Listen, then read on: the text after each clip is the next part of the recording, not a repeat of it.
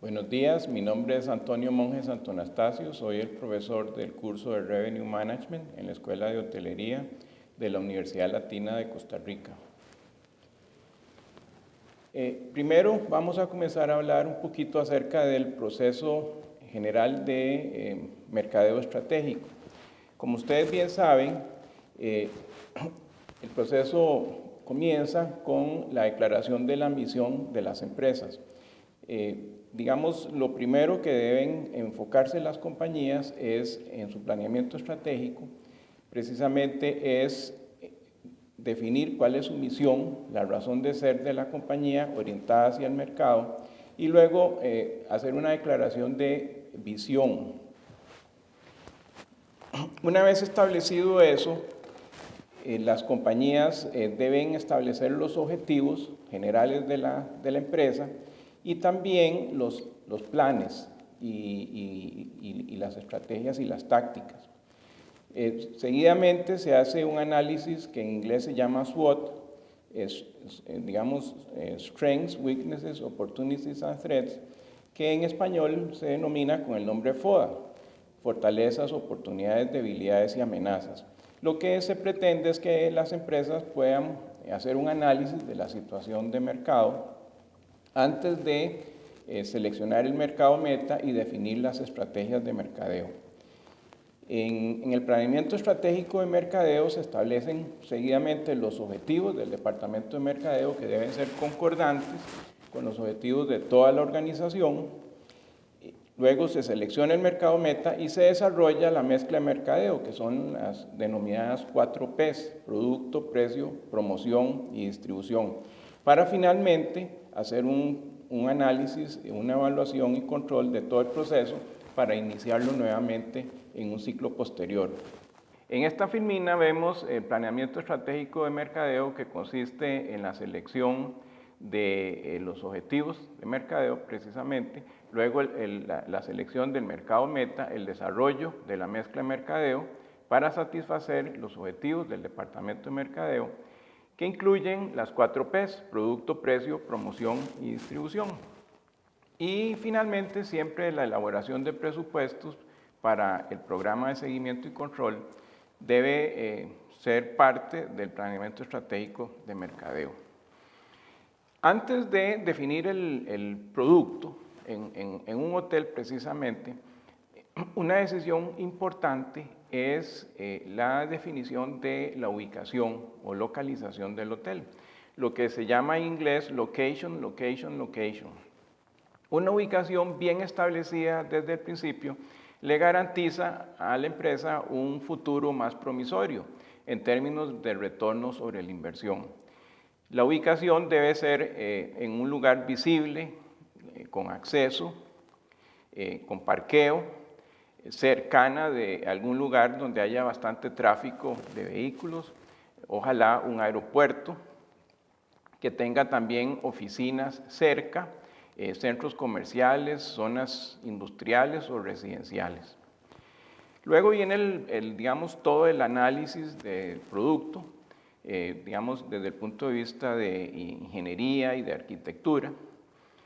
Una vez definido bien el producto y su ubicación, viene la parte de precio, que es otra de las P's de la mezcla de mercadeo, producto-precio. En precio, para definir el precio hay que hacer una estimación de la demanda, una estimación de la demanda esperada con la curva de demanda, el precio esperado de parte de los consumidores y si es posible hacer también un análisis de elasticidad de precios, es decir, qué tan sensibles son los precios ante variaciones de demanda. Debe hacerse una valoración de la competencia, de productos similares, sustitutos o complementarios. La elasticidad de precio de la demanda tiene una fórmula que se ve en esta filmina. Lo que busca la elasticidad de precio es determinar qué tan sensible, qué tanto cambia la demanda por un porcentaje de un 1% de variación en el precio. En el caso específico de un hotel sería el porcentaje de cambio de la demanda en unidades ocupadas o cuartos entre un 1% de cambio en la tarifa del hotel. Un producto inelástico es un producto que tiene mucha importancia para el consumidor, es un producto que tiene pocos sustitutos y que finalmente tiene poca importancia en el ingreso del consumidor. Hay productos inelásticos, el ejemplo clásico es la sal de cocina. La sal de cocina no tiene ningún sustituto que lo pueda reemplazar en la cocina. Normalmente el precio es bajo y tiene poca importancia en el ingreso del consumidor.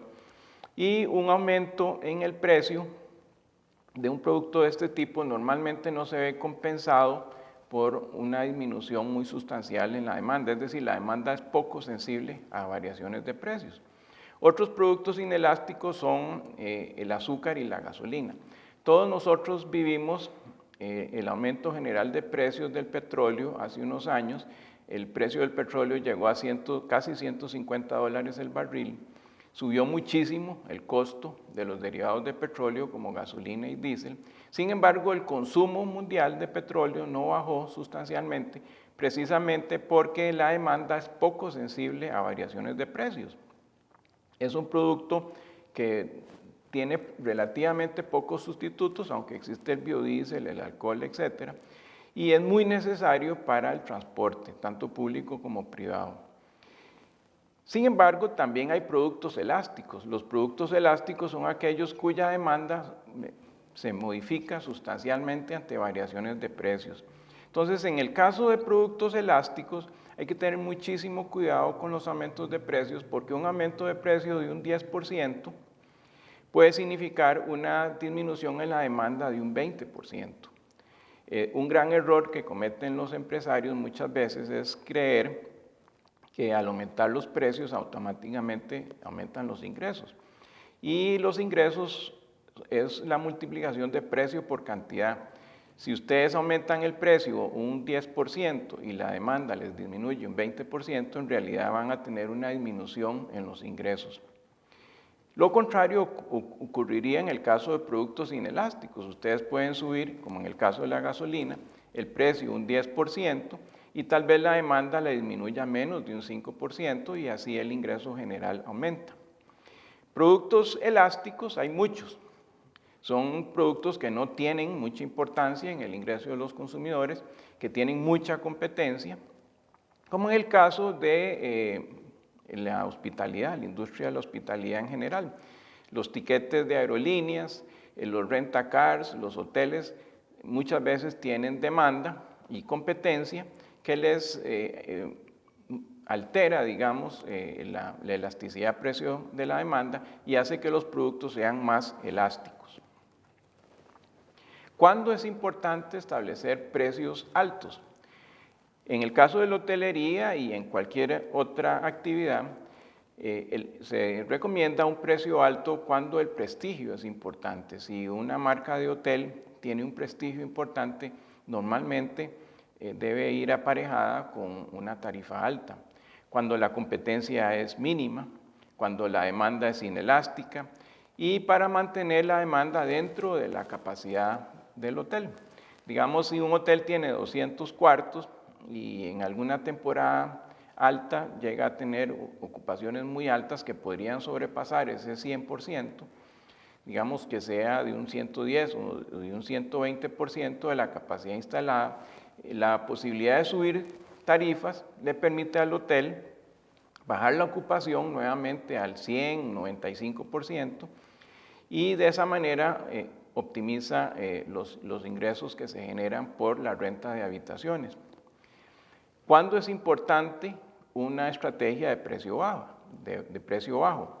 Cuando el prestigio no es la razón de ser de la empresa, cuando hay muchísima competencia, la competencia hace disminuir los precios, eso beneficia a los consumidores, cuando la demanda es elástica, muy sensible a cambios de precios, para penetrar nuevos mercados, y cuando la empresa tiene capacidad ociosa. Digamos que en alguna temporada baja la ocupación de un hotel puede bajar a un 70% o menos, 60%, entonces existe la posibilidad de que disminuyendo las tarifas pueda aumentar la ocupación y de esa manera disminuya su capacidad ociosa. Claro que hay que tener muchísimo cuidado ante variaciones de precios hacia la baja, porque no necesariamente al bajar la tarifa en una temporada verde o en una temporada baja, la ocupación va a subir. Eso es algo que hay que demostrar fehacientemente antes de tomar la decisión. En el caso de hoteles específicamente hay muchas posibilidades de tarifas. Normalmente los hoteles Hampton Inn, Holiday Inn Express, etcétera, tienen tarifas que van desde los 80 a los $120 la noche. Pero hay hoteles como el Hotel Ritz de París, los hoteles Four Seasons, que pueden cobrar $17,000, $18,000 la noche. Incluso algunos hoteles muy caros en Suiza y en los países árabes pueden llegar a cobrar hasta $50,000 la noche. En estos hoteles que están dirigidos a gente muy rica, el prestigio es importante y la calidad tiene que ser de primer nivel. Entonces, la disyuntiva de precio es complicada. ¿Qué precio y qué calidad hay que ofrecerle a los huéspedes? Se dice que normalmente hay que ofrecerle un precio y una calidad que los consumidores, en este caso los huéspedes de un hotel, estén realmente dispuestos a pagar. No más y tampoco menos. Esa es la clave de todo. Si un árabe petrolero está dispuesto a pagar $50,000 la noche, no tendría mucho sentido bajar la tarifa del hotel a $30,000, porque de todas maneras estaba dispuesto a cancelar los $50,000. Pero en otras circunstancias, el turismo puede ser mucho más sensible a precios y hay que ofrecer tarifas que sean cómodas para los visitantes y de esa manera se puede optimizar la ocupación y también los ingresos del hotel. Hay ejemplos de tarifas altas y tarifas bajas. Por ejemplo, McDonald's es una cadena de restaurantes que normalmente cobra tiene costos de operación muy bajos que le permite cobrar precios bajos por sus productos. McDonald's compite precisamente por un producto estandarizado a bajo precio que le permite muchísimos ingresos por unidad de tiempo. Es decir, hay un factor ahí de revenue management donde se sustituye calidad por estandarización, costos bajos, con una cadena de suministros muy eficiente y una rotación muy alta de sillas en el restaurante. Otros restaurantes, como por ejemplo el Monasterio en Costa Rica, son empresas que cobran muy caro por los productos, pero se sobreentiende que es un tipo de comida de altísima calidad que en algunos clientes están dispuestos a pagar, pero con una rotación de sillas mucho menor. En el caso de la P de promoción, tenemos que definir claramente cuáles son las intenciones de la promoción. En esta filmina se ve que la promoción lo que busca es trasladar la curva de demanda hacia la derecha para que se pueda cobrar un mismo precio pero con una mayor demanda. Otra intención de la promoción es cambiar la elasticidad precio de la demanda, como se ve aquí en la parte alta de la curva. Al hacerse más pronunciada la pendiente de la curva de demanda, disminuye la sensibilidad al precio, es decir, se pueden subir más los precios con cambios relativamente pequeños en la cantidad demandada. Y de esa manera se puede aumentar precios con menos variación en la demanda y aumentar los ingresos de la empresa o del hotel, de un rentacar, de un crucero o de una agencia de viajes. La función de demanda en las compañías con respecto a los gastos de promoción tienen una curva en forma de S. Eso significa que al principio, al aumentar los gastos de mercadeo de la compañía, no hay una reacción muy evidente en las ventas. Pero llegado cierto momento, incrementos adicionales de los gastos de publicidad sí tienen una respuesta muy positiva en las ventas de la compañía. Y por último, esa curva llega a estabilizarse de manera que mayores gastos de promoción o publicidad no van a aumentar significativamente los ingresos de la empresa vía ventas. Entonces, en estas curvas lo importante es saber que una campaña publicitaria debe tener un presupuesto adecuado. Si es muy bajo, no va a tener ningún efecto en las ventas y es prácticamente botar dinero. Si el presupuesto de mercadeo es muy extenso, pasado ese nivel de polarización de las ventas o de estabilización de las ventas, también incrementos adicionales en los presupuestos publicitarios lo que hacen es botar dinero porque no hay una respuesta ante las ventas. El punto crítico que deben definir las compañías en sus esfuerzos promocionales es determinar cuál es la cantidad de gastos de mercadeo que maximizan las utilidades de la compañía. Eso sea aproximadamente en el punto de inflexión de estas curvas, que es cuando comienza a crecer la respuesta de demanda ante los gastos de promoción y cambian de dirección más o menos a mitad de la pendiente. En el área de distribución, los hoteles o las empresas turísticas tienen que conocer cuáles son sus tour operadores, cuáles son las agencias de viajes con las que va a trabajar. Debe tener un sistema, digamos, global de distribución electrónico, conocer muy bien cuáles son sus canales de distribución a través de mayoristas y detallistas. Muy importante que se tenga presente en un curso de Revenue Management es que maximizar los ingresos no necesariamente significa maximizar utilidades.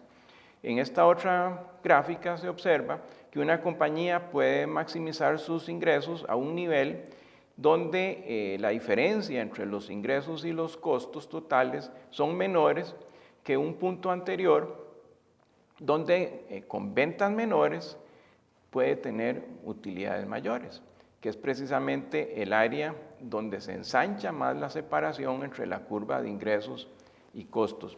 En el área del Revenue Management lo que se pretende es maximizar utilidades y no necesariamente ingresos. Entonces, el Gross Operating Profit o la utilidad de operación del hotel ante las decisiones de precios es el factor determinante a la hora de tomar decisiones. Otro aspecto vital, además de la localización de un hotel, es definir cuál es su capacidad instalada.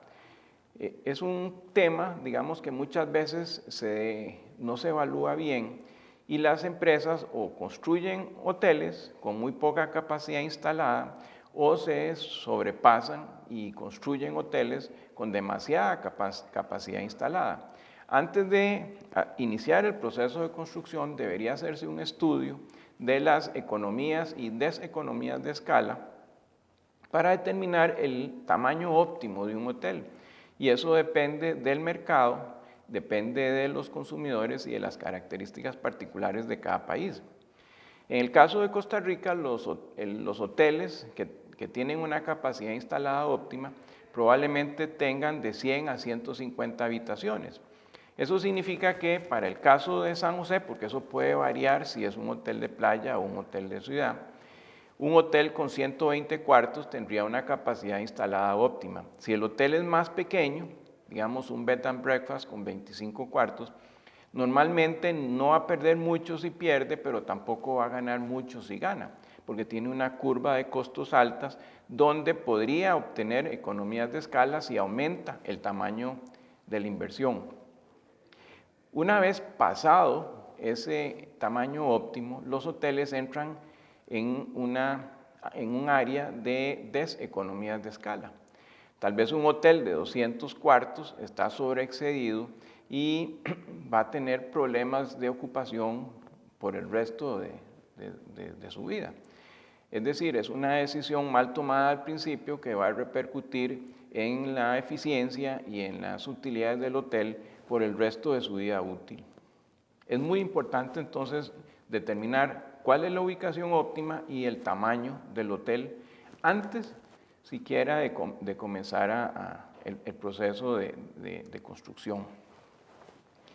En un curso de Revenue Management normalmente se toma en cuenta sobre todo los ingresos de cuartos, lo que en inglés se llama rooms, pero no debe perderse que de vista que esos ingresos de cuartos también generan ingresos de alimentos y bebidas, lo que se conocen como food and beverage, también ingresos de lavandería, de telecomunicaciones y de otros servicios que genera el hotel. Entonces las decisiones de Revenue Management repercuten también en aumentar o disminuir los ingresos de esas otras áreas del hotel que también generan utilidad y que por lo tanto son importantes a la hora de tomar decisiones. Las tarifas de un hotel son muy complejas. Se tiene una tarifa rack, en los hoteles hay tarifas corporativas, tarifas para grupos, tarifas promocionales para fines de semana si es un hotel de ciudad, o para días entre semanas si es un hotel de playa, para lunas de miel, etc. Esas tarifas promocionales ayudan muchísimo a mantener una ocupación estable a través de toda la semana o de todos los meses del año. También hay tarifas para gobierno, para eventos especiales, para empleados de las compañías y los conocidos complementaries, que son los CPLs que se ofrecen para promocionar las habitaciones. Claro que un hotel podría llegar a tener muchísimas tarifas y resulta bastante complejo la administración de ese bloque de tarifas que es muy grande.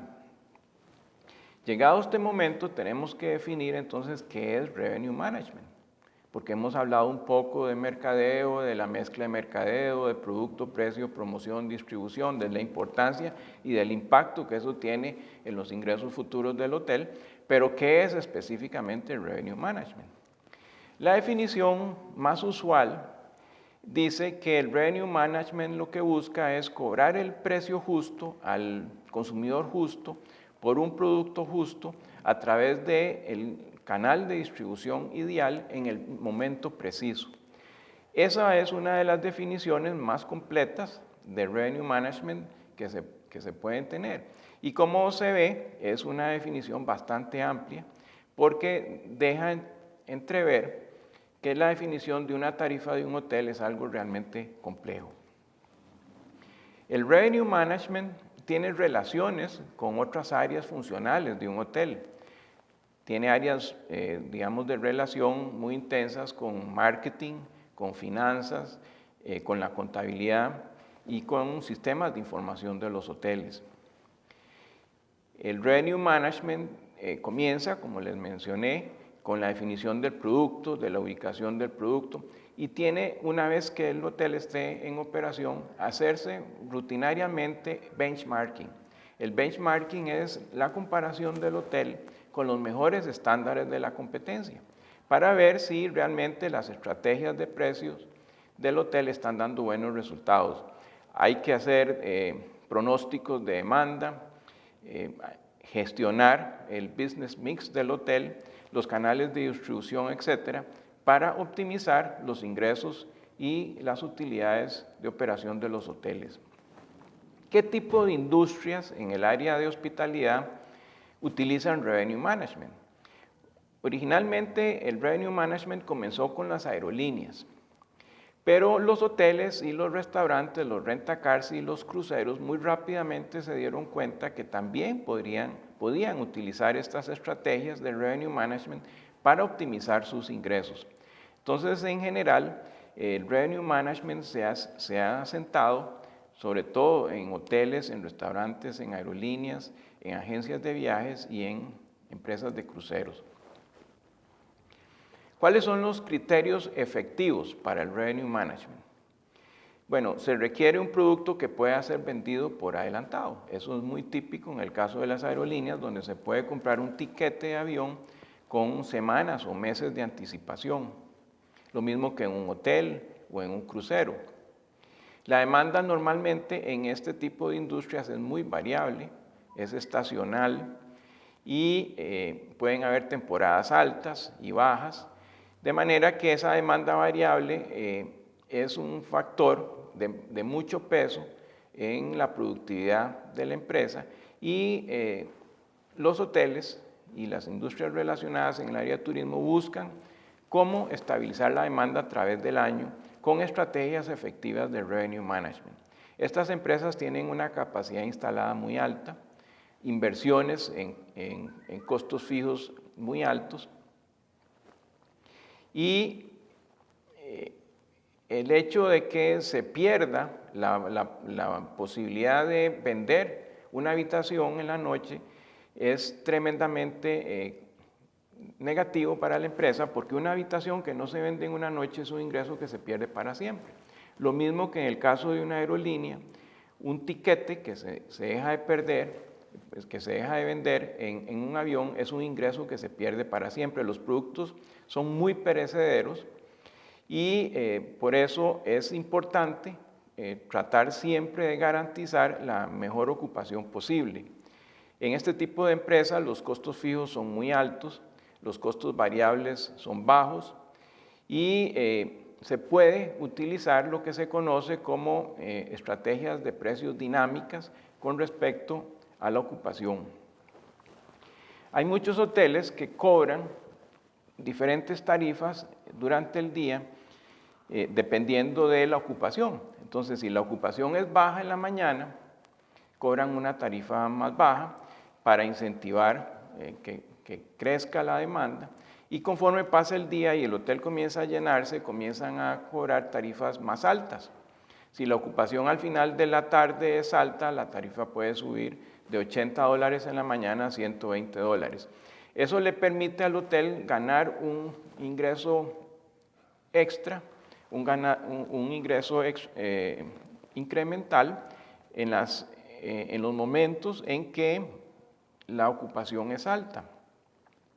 Lo que sí es importante es que bajado cierto porcentaje de ocupación, las empresas no siguen bajando indefinidamente las tarifas, sino que las mantienen fijas aunque la ocupación baje mucho. Entonces es importante que se determine el punto de quiebre en que se intersecan la curva de tarifas fijas con la de tarifas variables para definir si a partir de un 70% o de un 75% para arriba las tarifas son dinámicas y comienzan a subir con la ocupación y a partir de ese porcentaje para abajo se mantienen las tarifas fijas. En un curso general de Revenue Management se estudia el mercado y un indicador importante del mercado es el porcentaje de mercado, lo que se llama market share. Se utilizan tres medidas para calcular el market share. El market share por demanda, el market share por supply y el market share por revenue. El market share por demanda relaciona las habitaciones vendidas de todo el mercado con respecto a las habitaciones vendidas del hotel. Entonces el market share por demanda sería las noches vendidas específicamente por el hotel, las habitaciones ocupadas por el hotel, entre el total de habitaciones ocupadas del mercado o del nicho de mercado contra el cual se compara el hotel, que se denomina normalmente competitive set. El market share por supply, por oferta, lo que hace es comparar las habitaciones disponibles del hotel con el total de habitaciones disponibles del mercado. No necesariamente son iguales esos dos porcentajes, pero sí es evidente que si el hotel tiene más demanda de lo que le corresponde a su oferta, eso es un indicador positivo. Y finalmente, en market share aparece el market share por revenue. Ese market share por revenue mide los ingresos del hotel con respecto al total de ingresos del mercado. Con base en esos porcentajes de mercado se determina lo que se llama penetration factor. El penetration factor es el porcentaje de mercado por demanda entre el porcentaje de mercado por oferta, por supply. Y si ese indicador es mayor que 1, significa que el hotel tiene más demanda en sus habitaciones de lo que le corresponde al mercado con base en su oferta, y eso se considera un indicador positivo. Otros aspectos que se estudian en un curso de Revenue Management es el Yield Management o la eficiencia de la gestión del Revenue Management. El Yield Management es, en pocas palabras, el ingreso actual que recibe el hotel entre el ingreso potencial que podría tener. Ese ingreso potencial se obtiene de las habitaciones disponibles totales que tiene el hotel por las tarifas potenciales o las tarifas rack máximas que podrían utilizarse al vender esas habitaciones. Y el ingreso del hotel serían las habitaciones noche realmente vendidas por la tarifa promedio que se logra en el mercado. Si ustedes ven las fórmulas, ese yield se puede calcular entonces de cualquiera de esas maneras, y se puede también obtener si ustedes multiplican el porcentaje de ocupación por el achievement factor. Ese achievement factor se obtiene de dividir las tarifas actuales del hotel entre las tarifas potenciales o las tarifas rack. Entonces, si ustedes tienen un porcentaje de ocupación y ese porcentaje de ocupación se multiplica por el achievement factor, eso les da el yield, que también es los ingresos actuales del hotel entre los ingresos potenciales o las noches vendidas por el hotel por las tarifas promedio entre el total de habitaciones disponibles por la tarifa rack. ¿Qué es lo que pretende medir el yield management? El yield management lo que pretende medir es qué porcentaje del ingreso potencial total del hotel se está logrando realmente en el mercado. Y eso se debería comparar con benchmarking para ver si otros hoteles tienen una mejor eficiencia de operación que el hotel propio, la propiedad propia, en un momento determinado en el mercado. El Room Revenue Formula es digamos, cómo se obtiene el ingreso de un hotel. Son las noches vendidas por habitaciones ocupadas por el average daily rate o por la tarifa promedio del hotel. El porcentaje de ocupación es otra fórmula que se utiliza mucho en el revenue management. Son las noches ocupadas en el hotel entre el total de noches disponibles por 100. La tarifa promedio es el total de ingresos del hotel entre las habitaciones noche vendidas. El RevPAR, que es el Revenue Per Available Room, es una fórmula que se utiliza con mucha frecuencia en Revenue Management y lo que mide es el total de ingresos del hotel en un periodo entre el total de habitaciones disponibles.